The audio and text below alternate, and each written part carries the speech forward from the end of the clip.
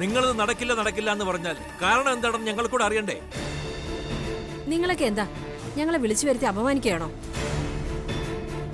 എന്റെ മോന് നിങ്ങളുടെ മോളെ കൊടുക്കാന്ന് പറഞ്ഞതും വിവാഹം തീരുമാനിച്ചതും എല്ലാം നിങ്ങളാ. ഇപ്പൊ നടക്കില്ല എന്ന് പറയുന്നത് നിങ്ങൾ തന്നെ. അതിന്റെ കാരണമൊന്നും പറയുന്നുമില്ല. പണത്തിന്റെ കാര്യത്തില് നിങ്ങൾ അത്രയും ഞങ്ങൾ വരില്ലെങ്കിലും തറവാട്ടത്വത്തില് നിങ്ങളൊപ്പം തന്നെയാ ഞങ്ങളും. ഇത്രയും ആളുകളുടെ മുന്നിൽ വെച്ച് അപമാനിക്കാനാണെങ്കിൽ എന്തിനാ നിങ്ങൾ ഞങ്ങളോട് വരാൻ പറഞ്ഞത്? ഇതിനൊക്കെ മാനനഷ്ടത്തിന് കേസ് കൊടുക്കാ വേണ്ടത്. എന്താണ് അച്ഛാ, അച്ഛന് പെട്ടെന്ന് എന്ത് പറ്റി? സച്ചിയുടെ കാര്യം ഓർത്താണോ അച്ഛൻ ഇങ്ങനെ പെരുമാറുന്നത്? അതെ, സച്ചിയുടെ കാര്യം ഓർത്തു തന്നെയാ.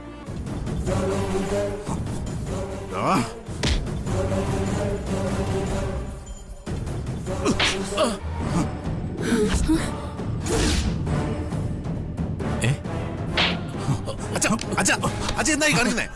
എന്ത് പ്രാന്തായി കാണിക്കുന്നേ? ധനുഷിനെ എന്തിനാ തല്ലുന്നേ? എന്റെ മോൻ സച്ചിയെ തട്ടിക്കൊണ്ടുപോയതിന്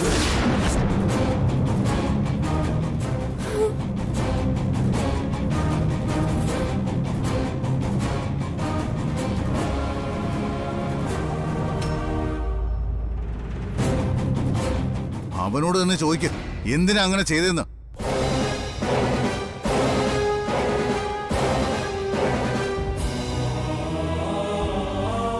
ഈ കേട്ടത് ഉള്ളതാണോ ധനുഷ്? ഇല്ല സർ, ഞാൻ ആരും തട്ടിക്കൊണ്ട് പോയിട്ടില്ല. സേതു സാറിന് ആരോ തെറ്റിദ്ധരിപ്പിച്ചതാ.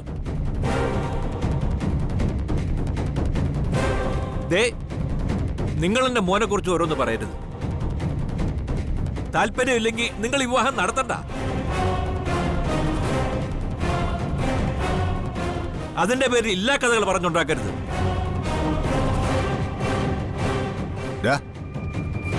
നീ അങ്ങനെ ചെയ്തിട്ടില്ലേ? ഇല്ല, ഞാൻ അറിഞ്ഞ കാര്യം പോലും അല്ല അത്. അല്ലെങ്കിൽ തന്നെ ഞാൻ എന്തിനാ അങ്ങനെ ചെയ്യണം?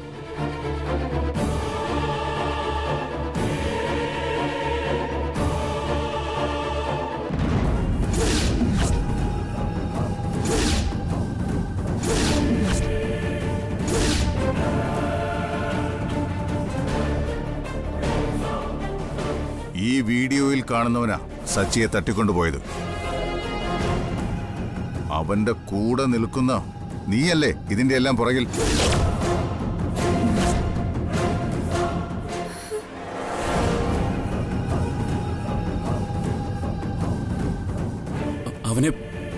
അവനെ അറിയാന്നുള്ളത് നേരാ. അല്ലാതെ ഞാൻ വേറൊന്നും അറിഞ്ഞിട്ടില്ല.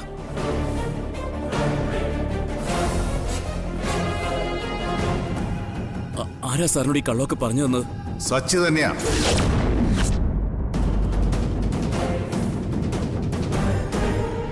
അർച്ചന സച്ചിയെ കണ്ടുപിടിച്ചു.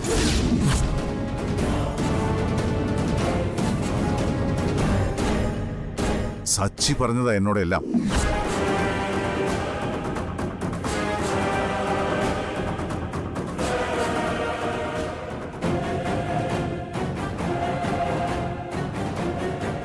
എന്റെ മകൻ സച്ചിയും അവന്റെ ഭാര്യ അർച്ചനയും ഈ വിവാഹത്തിനെതിരെ നിന്നപ്പോ അത് നടത്താൻ വേണ്ടി ഇവൻ ചെയ്തതാ ഇതൊക്കെ.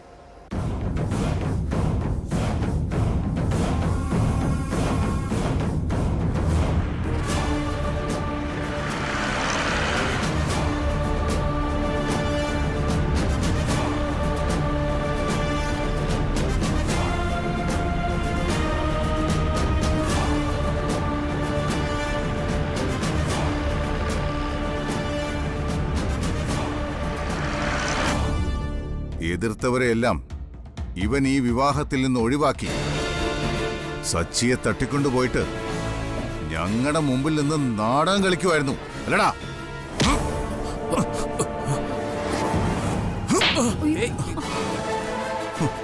സ്വന്തം മോനെ പോലെ കണ്ട ഞാൻ നിന്നെ സ്നേഹിച്ചത്. എന്റെ സച്ചിയും സന്ദീപും അർച്ചനയും ഒക്കെ വേണ്ടെന്ന് പറഞ്ഞിട്ടും ഞാൻ നിനക്ക് എന്റെ മോളെ തരാൻ തീരുമാനിച്ചു. ആ എന്നോട് നീ അച്ഛാ,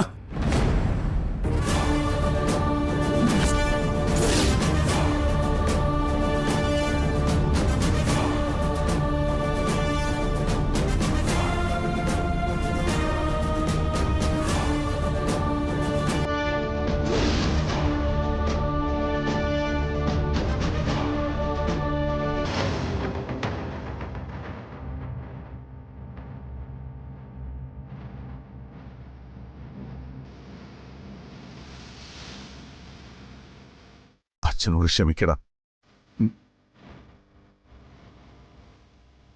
ഞാനൊന്നും അറിയാതെ.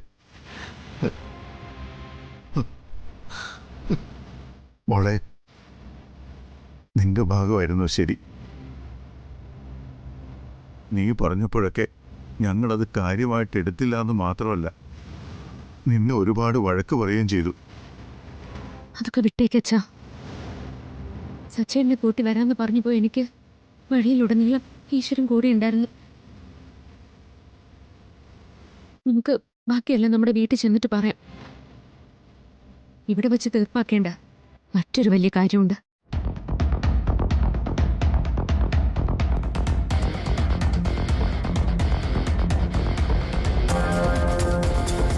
നിന്നോട് ഞാൻ പറഞ്ഞതല്ലേ ഈ വിവാഹം നടക്കില്ലെന്ന്.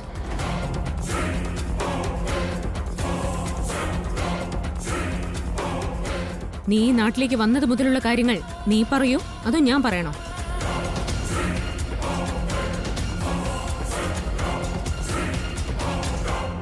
ഞാൻ തന്നെ പറയാം. അതിലാദ്യത്തേത് നിന്റെ പേര് തന്നെയാ.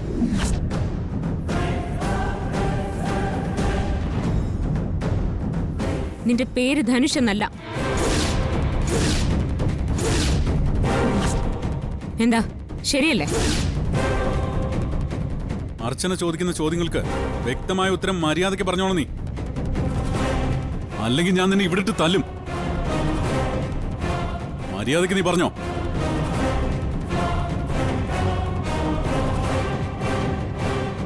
നിന്റെ പേര് ധനുഷ് എന്നാണോടാ? അല്ല,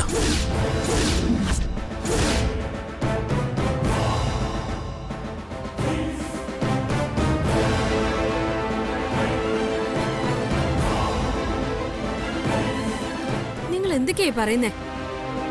ഞങ്ങളുടെ മോനാ ഇവൻ. അവന്റെ പേര് ധനുഷൻ തന്നെയാ.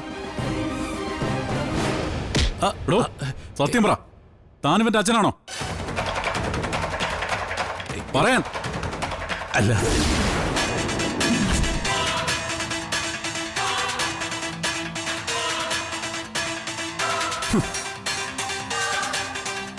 ഞാനൊരു നാടകക്കാരനാ. പൈസയ്ക്ക് വേണ്ടി വേഷം കെട്ടിപ്പോയതാ സാറേ.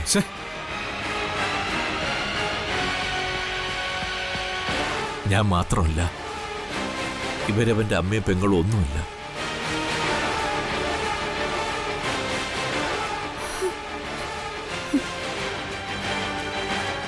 ഞങ്ങളെല്ലാവരും പൈസയ്ക്ക് വേണ്ടി അഭിനയിക്കുന്നവരാ. ഞങ്ങളെ ഒന്നും ചെയ്യരുത്.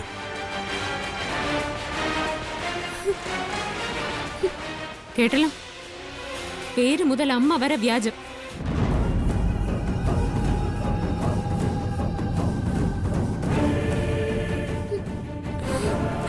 അന്ന് ഇവന്റെ പേരിൽ ഞങ്ങൾ കള്ളക്കേസ് ഉണ്ടാക്കിയെന്ന് എല്ലാവരും പറഞ്ഞു.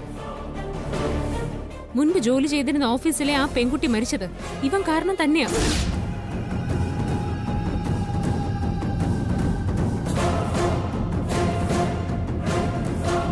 അങ്ങനെ ഇവനെതിരെ സംസാരിക്കുന്ന എല്ലാവരെയും ഇവൻ വകവരുത്തി. ഈ വിവാഹത്തിന് ഞാൻ എതിർത്തപ്പോ എന്നെ സഹായിക്കാൻ സാധ്യതയുള്ള എല്ലാവരെയും ഇവൻ എന്നിൽ നിന്നും അകറ്റി.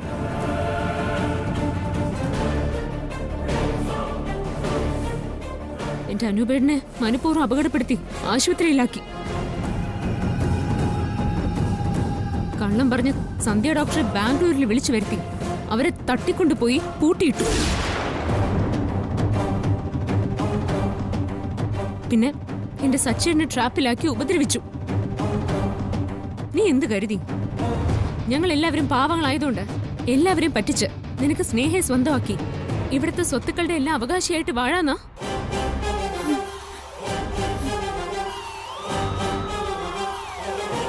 ഞാൻ പറഞ്ഞല്ലേ നന്ദേട്ടനോട്, ഇവൻ നമ്മൾ ഉദ്ദേശിക്കുന്ന ആളല്ലാന്ന്.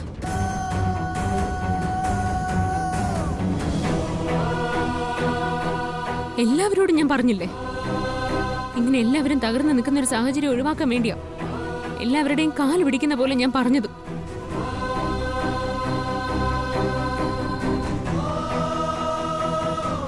ഞാനിവിടെ പറഞ്ഞ കാര്യങ്ങൾക്കൊക്കെ തെളിവുള്ളതാ. ഇനി തെളിവില്ലാത്ത കാര്യങ്ങൾ ഒരുപാടുണ്ട്. അതൊക്കെ ഞാൻ പിന്നീട് പറയാം. നെല്ലിശ്ശേരി എന്ന വീട്ടിൽ ഇവനെ ഏറ്റവും കൂടുതൽ പറ്റിച്ചിട്ടുള്ളത് നന്ദേടനെ. അതുകൊണ്ട് അവസാനമായിട്ട് ഇവനോട് എന്തെങ്കിലും പറയാനോ ചെയ്യാനോ ഉണ്ടെങ്കിൽ അത് ഇപ്പൊ ആവാം.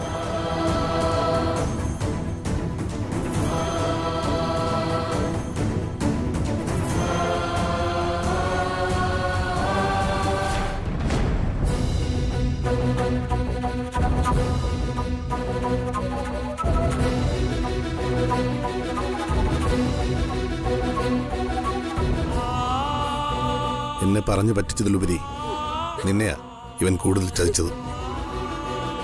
സ്നേഹിച്ച് ചതിക്കുന്നതിനപ്പുറം ചങ്ക് തകരുന്ന മറ്റൊരു കാര്യമില്ല. നിന്റെ ജീവിതത്തെ, നിന്റെ സ്വപ്നങ്ങളെ മുഴുവനായി തകർത്തവനായവൻ. അടിക്കവനെ.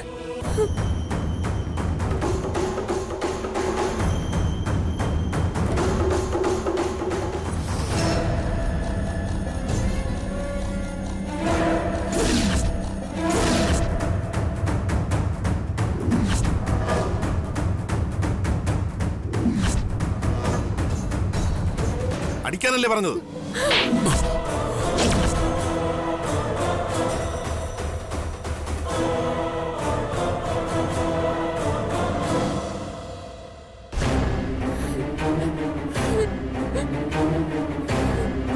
എന്റെ സച്ചിയും സന്ദീപിനെയും പോലെ ഒരു കൂടപ്പിറപ്പായ നിന്നെ ഞാൻ കണ്ടത്.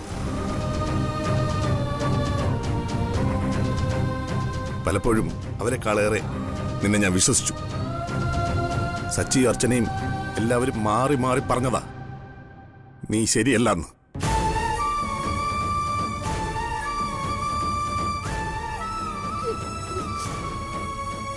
എന്നിട്ടും അവരുടെ വാക്ക് കേൾക്കാതെ ഞാൻ നിന്നെ വിശ്വസിച്ചു. നീ എന്റെ മുന്നിൽ അഭിനയിക്കാണെന്നറിയാതെ നീ പറയുന്നത് കേട്ടും വിശ്വസിച്ചൊക്കെ കൂടെ കൊണ്ട് നടന്നു. നിന്നെ ഞാൻ സ്നേഹിച്ചു. എടാ, വീട്ടിലൊരു അംഗത്തെ പോലെ അവിടെ കയറ്റി താമസിപ്പിച്ചില്ലേ? പറ്റിക്കപ്പെടുമെന്നറിയാതെ എന്റെ അനിയത്തിയെ നിനക്ക് വിവാഹം ചെയ്തു തരാൻ തീരുമാനിച്ചു. എന്നിട്ടും നീ എന്നോട് ചെയ്ത ഈ വഞ്ചനയ്ക്ക് മാപ്പ് തരാൻ എനിക്കൊരിക്കലും പറ്റില്ല.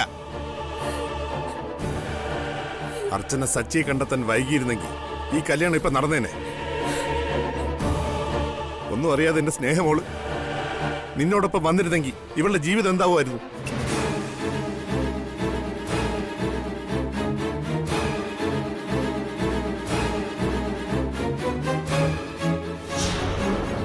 എന്നെയും എന്റെ കുടുംബത്തെയും ചതിച്ച നിന്നെ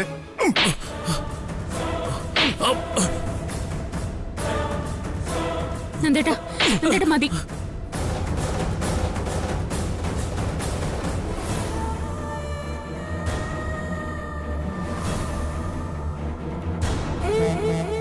നീ ഒരു തവണ എന്നോട് പറഞ്ഞത് ഓർമ്മയുണ്ടോ നിനക്ക്?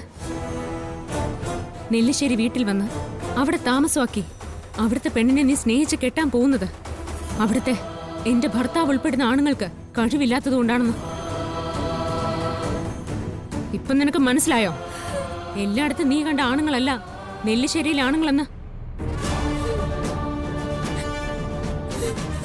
അർച്ചന, ഇവനെ അങ്ങനെ വെറുതെ വിടരുത്.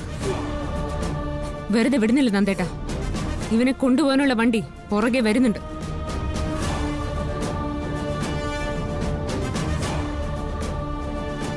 അച്ഛാ, നമുക്ക് വീട്ടിലേക്ക് പോവാം. ഇനി ഇവിടെ നിന്ന് ഓരോന്നും കണ്ടും കേട്ടും അച്ഛൻ വിഷമിക്കണ്ട. എന്റെ ക്ഷണം സ്വീകരിച്ച് ഇവിടെ എത്തിയ നിങ്ങൾ എല്ലാവരോടും ഞാൻ മാപ്പ് ചോദിക്കുന്നു. എന്റെ മകളുടെ വിവാഹം മുടങ്ങിയതിൽ വിഷമമുണ്ടെങ്കിലും ഇവനെ തിരിച്ചറിയാൻ പറ്റിയതിൽ ആ വിഷമം ഇല്ലാതായിക്കോളും. എന്നെപ്പോലെ പെൺമക്കളുള്ള അച്ഛനമ്മമാരാവും നിങ്ങളും. ഒരിക്കലും എന്നെപ്പോലെ ഇങ്ങനൊരു സാഹചര്യം നിങ്ങൾക്കാർക്കും ജീവിതത്തിൽ വരാതെ നോക്കണം. അത് നമ്മൾ പ്രതീക്ഷിക്കുന്നതിനേക്കാൾ കൂടുതൽ വേദന തരുന്ന ഒന്നാകും.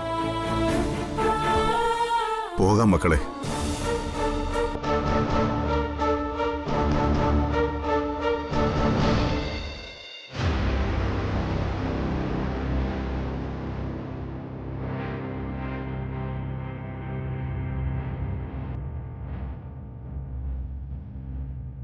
നിനക്ക് ഇവനിൽ നിന്നുണ്ടായ എല്ലാ സങ്കടങ്ങളും ഇപ്പോ ഇവിടെ ഉപേക്ഷിച്ചിട്ട് വേണം നീ വരാൻ.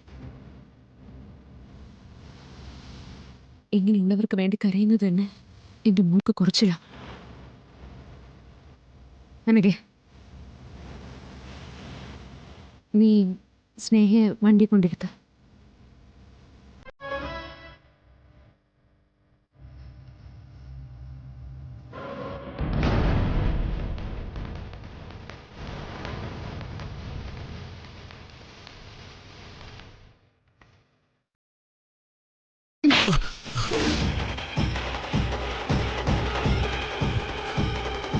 എന്റെ സച്ചേനെ അപകടപ്പെടുത്തിയത് നീയാണെന്ന് അറിഞ്ഞപ്പോ മുതലേ ഞാൻ നിനക്ക് ഓങ്ങി വെച്ചതായത്.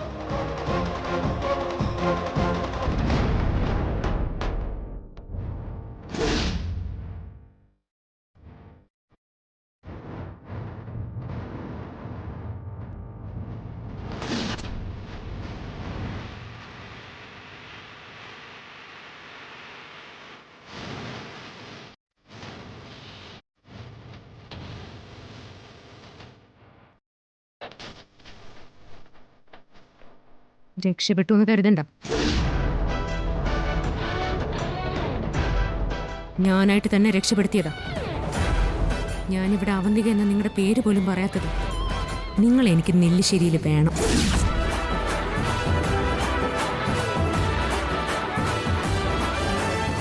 കൂട്ടുപ്രതിയായല്ല നിങ്ങൾക്ക് ശിക്ഷ കിട്ടേണ്ടത്. നിങ്ങൾക്കുള്ളത് താമസിയാതെ ഞാൻ തരുന്നുണ്ട്. വാ.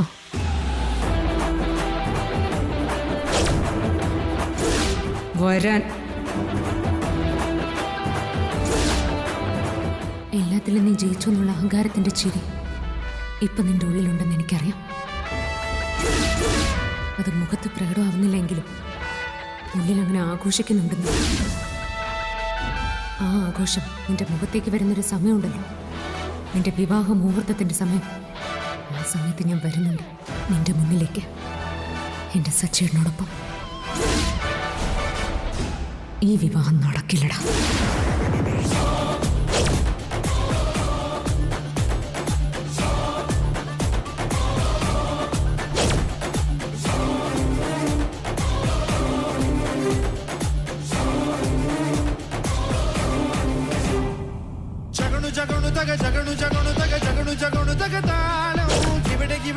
പകലിനായിരം താളം വെളുത്തു വെളുത്തു വന്നു തണുത്തു തണുത്തു മെല്ലെ കറുത്തു കറുത്തുരീ നേരം ചിറകു കുറുത്തൊരീ നേരിനായിരം താളം ജഗണു ജഗണു തക ജഗണു ജഗണു തക ജഗണു ജഗണു തക താളം കിവിടകി പകലിനായിരം താളം വെളുത്തു വെളുത്തു വന്നു തണുത്തു തണുത്തു മെല്ലെ കറുത്തു കറുത്തുരീ നേരം ചിറകു കുറുത്തൊരീ നേരിനായിരം താളം.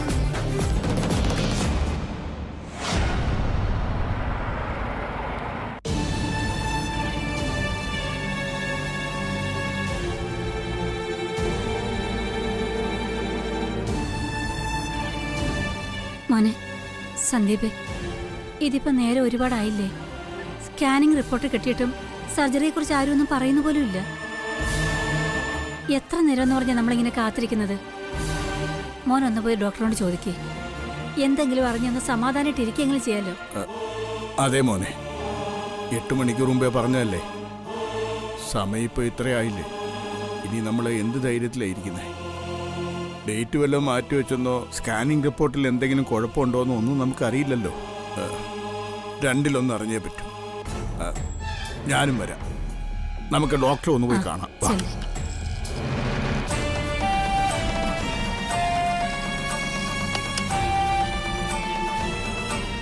ഡോക്ടർ രാവിലെ സർജറിയുടെ കാര്യം പറഞ്ഞിരുന്നു, ഇതുവരെ വിളിച്ചില്ല. അതിന്റെ കാര്യം എന്താണെന്ന് ചോദിക്കാൻ വരികയായിരുന്നു ഇവര്. അത് പറയാൻ തന്നെയാ ഞാൻ ഇപ്പൊ ഇങ്ങോട്ട് വന്നത്. ഇന്ന് സർജറിയുടെ ആവശ്യമില്ല.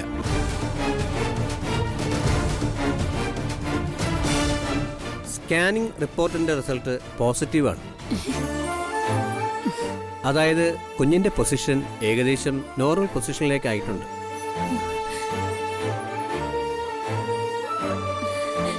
ദൈവമേ, സാധാരണ വളരെ റെയർ കേസിലേ ഇത് സംഭവിക്കാറുള്ളൂ. നിങ്ങൾക്ക് ഭാഗ്യമുണ്ടെന്ന് കരുതിയാൽ മതി.